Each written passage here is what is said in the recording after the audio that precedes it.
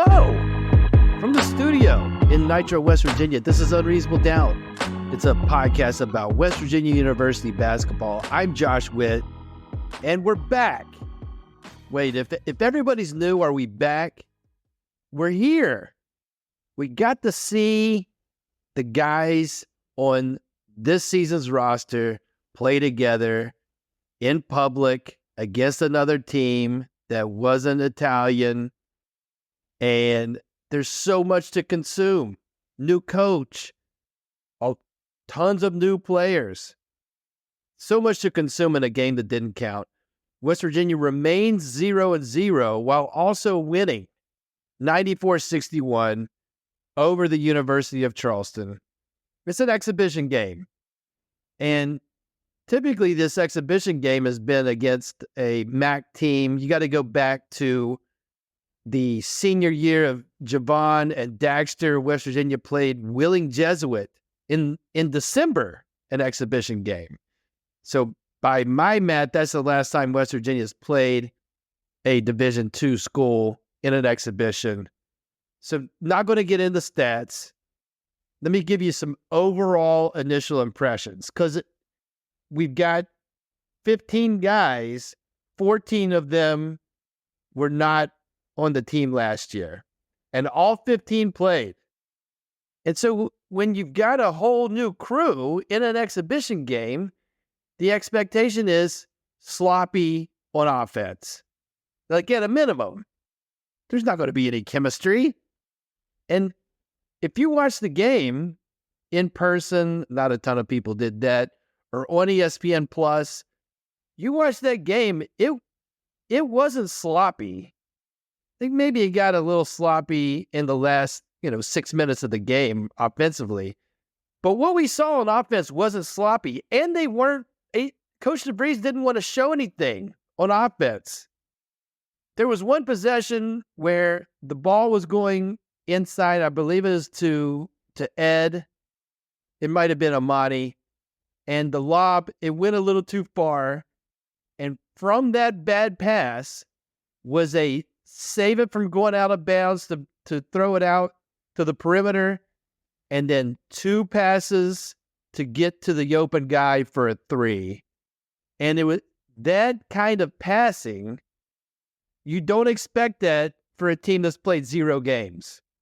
The ball didn't stick tonight. Unselfish passing the ball, not a ton of turnovers, plenty of movement on and off the ball.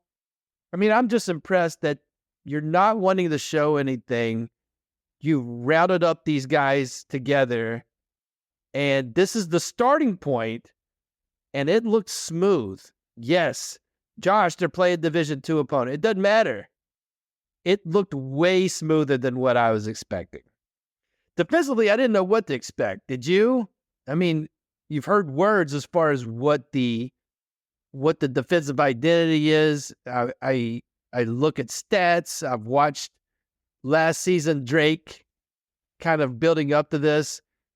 But here's what I saw tonight is that it's going to sound like very basic, but it in fact feels new.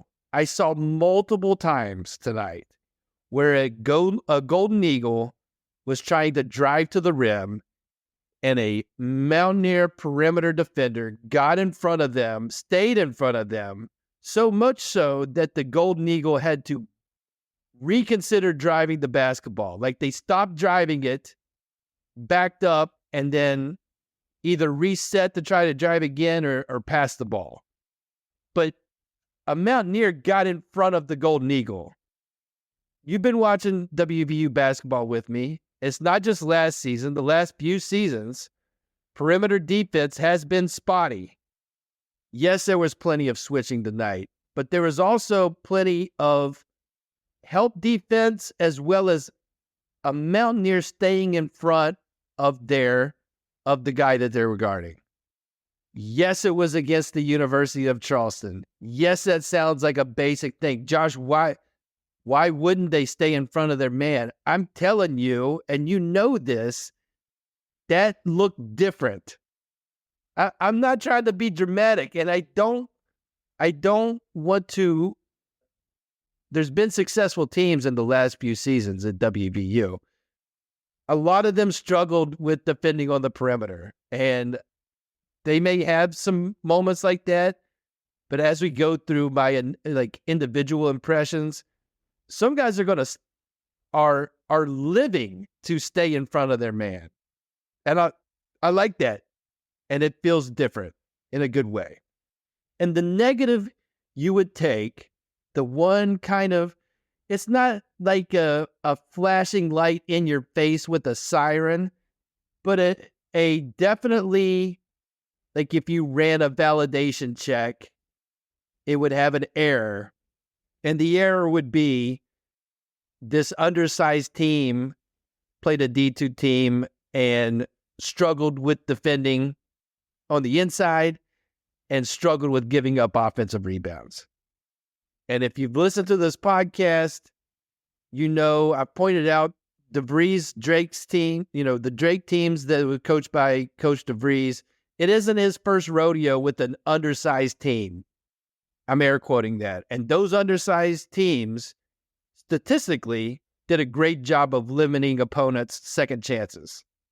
And based on one exhibition game against a D2 opponent tonight, let's call that a work in progress, huh? It got flagged as a oops. I mean, obviously, you watch them struggle with offensive with University of Charleston getting offensive rebounds, and your mind goes to, oh, plenty of Big 12 teams live on offensive rebounding. No one lives off of that more than Houston. We play them twice. Houston, with respect to UC, is a great deal better at that, and that's going to be a big problem. At WVU can absolutely improve, and it's not like that came out of nowhere. Coach DeVries knows about it, spoke on it in his post-game comments. The coaching staff knows it. The players know it. That was the negative. Plenty of time to fix that, and then you lean on teams coached by Darren DeVries that have been undersized, have boxed out, and have done a good job keeping teams off of the offensive glass. Okay. Before I get into individual players and my thoughts on them, I had a Zoles scare tonight. Now, I go to the Coliseum with really just a checklist with two boxes. One box, see WVU win at basketball. And two, consume a Zoles frozen lemonade. It's in that order. And I'm guaranteed 1 for 2 on my checklist when visiting the Coliseum. The Zoles is automatic. I was looking for the Zoles cart, and this isn't scientific, but I feel this in my heart of hearts. If there's a regular concourse concession area that has Zoles, and then there's the cart that has Zoles, the Zoles from the cart is going to taste better than from the regular concession area.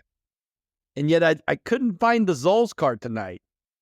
But I saw people holding Zoles throughout the Coliseum. So I got 1 for 2 on my checklist tonight, and it was West Virginia winning a basketball game. Bring back the Zoles cart. If I'm just getting older and just can completely miss the Zoles cart, and I did a full lap around the Coliseum, that's on me. But and this is an exhibition game, so I'm sure, the Zoles cart only comes out for the real thing. I don't know the logistics. I did not look for Zoles at a concession window because I feel like a cart Zoles is superior. Individual thoughts quick thoughts on individual players. And I'm going to limit my quick thoughts to the guys who played double-digit minutes tonight. Javon Small is really good at basketball. He looked in control. at all times, had a ridiculous and one, but it looked ridiculous in that it kind of was chaotic, but he was totally in control and was surprised that it went in. He's really good at basketball. Tucker DeVries is really good at basketball. Like, he knows his footwork and how he moves. He's not the fastest guy, but he knows how to get to his spot. And those two guys are the guys going to Kansas City this week to represent the Mountaineers at Big 12 Media Day. Those two guys were made available at the post-game press conference tonight. Those two guys are the leaders of the team. They seem like they're leaders, and also I'm guessing they're probably the two best players on the team. And just with one game that didn't count, at least one of those guys, this is not rocket science, one of those guys needs to be on the floor at all times. And when both of them are sitting, I will be keeping track of what the score was when they both are not on the court and what the score is when at least one of them get back on the court. I mean, it's just something you will notice when one or both of those guys are not on the court. I can tell that in one game, they're that important to what happens as far as success for WVU this season. Sincere Harris is a man who takes pride in defense. I don't know how to describe, you know the pose where the arms go to the side and it looks like you're flexing your shoulders, like you're making your shoulders look big. It's a pose of strength. And my man Sincere did that a bunch tonight, and most of that came from reacting and pumping himself up when he was doing good stuff on defense. He's getting deflections. He looks the part athletically. He gets stops. He gets blocks. And he's flexing on all of that. And it's nice to see. I talked about the perimeter defense. This guy is a main contributor to that perimeter defense. And he started. I had Yesufu because of his history with DeVries and, his pedigree playing at Kansas. I thought he would make the starting lineup. He should not be in the starting lineup. Harris totally makes sense. He made all of his free throws. He sat out. He was a redshirt last year to work on his shot. And you can see it's not natural as far as him being open, and UC absolutely played off of him, saying, hey, man, shoot the ball. He made every free throw that he took. So, pride in defense, Sincere Harris. Toby Okani, you remember Gabe Osaboyan and his time at WVU. Let's say that Gabe, you could change the levels of Gabe. Like, to keep this simple, like knobs on a control board. Like a music producer. They're sitting at the table. There's two knobs, okay? Instead of like 50. You've got two knobs in front of you.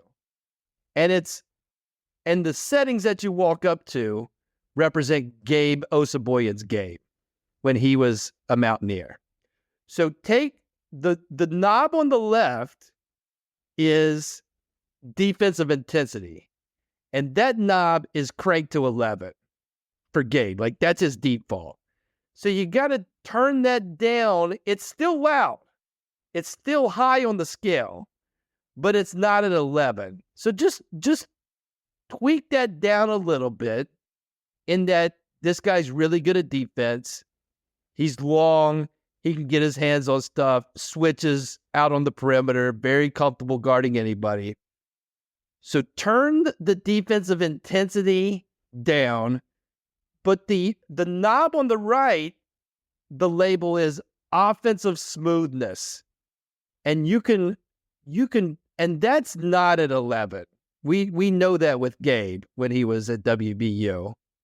It was on the other side of the dial, and you can crank that up. It's definitely not an 11, but you can change that game setting up a little bit. I think if it was 2 knobs and you make those changes, you got Toby Okani. Really good at defense and does things on offense that there's no triple pumps in his game. He's not forcing anything, but he's trying to get stuff close to the basket. Not afraid to shoot the 3. Like, he's just a smoother product on offense. Liked what I've seen. And he's a glue guy on a team where I think there's more than one glue guy. But in the starting lineup, Okani is the glue guy. Amani Hansberry, as described, great hands. When he got the ball close to the rim, when the ball was thrown to him, he catches it and it goes up. Smooth. He's got a great looking shot. Coach DeVries was talking about earlier this preseason. He's looking for Amani to take 4 to 8 threes. I told you I wasn't going to get into stats, but I need to make my point here. He took 3 threes tonight in 21 minutes. And I think he's going to average more than 21 minutes this season. So he'll comfortably, I think, and he's not like gunning, but I think he could very easily hit that 4 to 8 range in every game he plays this season. And that will be a good thing. Jonathan Powell was the revelation for me. And what I got from one game is that if Jonathan Powell is awake, he's ready to shoot the ball. From the time he hits the alarm clock, he gets out of bed, and if you throw him a basketball, he is going to be ready to shoot it. And I dig it. You got to have at least one guy like that on the team. And he's a freshman, and he's that guy. And he's going to be in the rotation because he's ready to step into a three-pointer always. And he doesn't have to be standing up. He can be sitting down. He's mentally ready to get a shot off. And it looks good. I mean, you heard we didn't get box scores from the Italy trip, but Jonathan Powell was mentioned as he made this many threes. That was between 3 and 6, maybe more than that. And you totally get it because guys can create, kick to him, and he's ready to, if he's open, he's shooting it, and it looks good, and he's a freshman. So an amazing get for this team, and it was the biggest revelation. Him and Sincere Harris were the whoa. I like what I see from both of those guys for different reasons. Ed Andre, let's call him Ed Andre 3000. He got an and one off of a Euro step off of an offensive rebound. All those things happened in one play. Perimeter, or his post defense, not great. Got scored on more than he would like. Made every free throw. Ed Andre 3000. Hey, yeah. Joseph Yesufu, the second glue guy. We got tall glue guy in Okani, and Yesufu is small glue guy. Brought stability on both sides of the floor. Was like the 8th or 9th guy into the game. But when he was out there, he didn't stand out, but he definitely gave that glue guy vibe. And it's great to have one glue guy. After one game, I feel we've got 2, and like a small and a large. Jaden Stone was in the background this game. He missed open looks from 3. I'm shaking the 8 ball with Jaden Stone, and it's coming up like need more info. We've got time to. I don't have an impression on Jaden Stone based on this performance tonight. He did leave an impression with his press availability this week, where he said esoteric. He sounded like he should be on the call map. You just need to check out his his press conference this week on the internet. He's Australian, so he's got an accent. He's definitely got a soothing voice, and he's got an interesting story. And there's a lot of big words in there. Psych major. It just sounds different than what you normally hear with the player press conference. And he went over 20 minutes, and he could have been there longer. Like he could have held court for an hour if he wanted to. So impression off the court. On the court, need to see more. Didn't get a ton from him this game. Unreasonable Doubt is under the Smoking Musket umbrella. Go to smokingmusket.com. Read the articles about WVU sports. Listen to West by Pod, another podcast under the Smoking Musket umbrella about football. Joel and Jordan do a great job there. Join the Smoking Musket Discord. Follow Smoking Musket on social media. Do all that stuff and join me underneath the Smoking Musket umbrella. And this was a open scrimmage, an exhibition. I'm going to read what was in I'm so excited to read this. What's next for WVU? I'm just going to read this verbatim. West Virginia will have a closed scrimmage next week against an undisclosed opponent in an undisclosed location. We're here. I mean, closed scrimmage, undisclosed opponent in an undisclosed location. That's the most secret I've ever read that.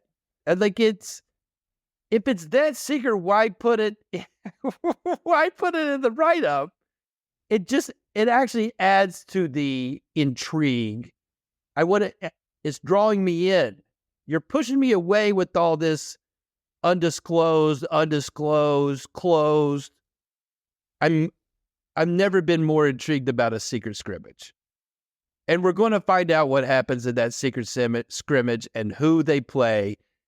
And what you and I both need to hear from leaks, obviously. There's not going to be a box score provided for this game. If it's actually a game that's happening because it's so secretive, is they've got to win the game. Because the news coming out of last year's secret scrimmage against Vanderbilt is that West Virginia did not win. And we saw the results. I don't want to hear anything about this game. But if I do, I don't want to hear that they lose. Because it will have an effect on how I feel about how this season's going to go. But no matter what happens in that game, they'll go into their opening game November 4th with 0 wins and 0 losses. So that's the glass half full. I just don't want to. I've never heard in an exhibition West Virginia losing it. The secret one. So keep that secret. If they lose, keep it secret. That's it for this episode of Unreasonable Doubt. Listen on all the platforms or just pick one: Apple Podcasts, Overcast Podcasts, Spotify Podcasts, Amazon Podcasts, YouTube. For the 2024-2025 season, they have 0 wins and they have 0 losses.